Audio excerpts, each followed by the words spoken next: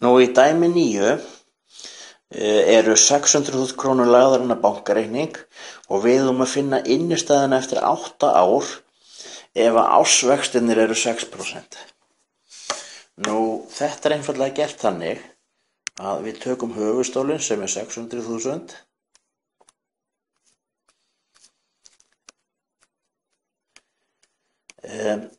á hverju ári hækkar höfuðstóllinn 6% vegna þess að við fáum 6% í vexti, þannig að upphæðin verður 106% af upprunalegu upphæðinni.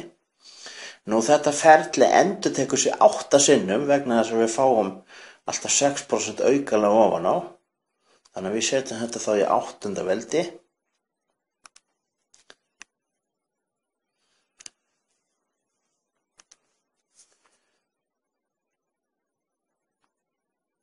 Svona. Og þessu er hægt að slá bara inn í einfalda reiknivél og við fáum þá 956.309. 956.309. Þannig að upphæðin hefur hækkað 356.309 sem eru bara hreinar og klárar vaxtatekjur.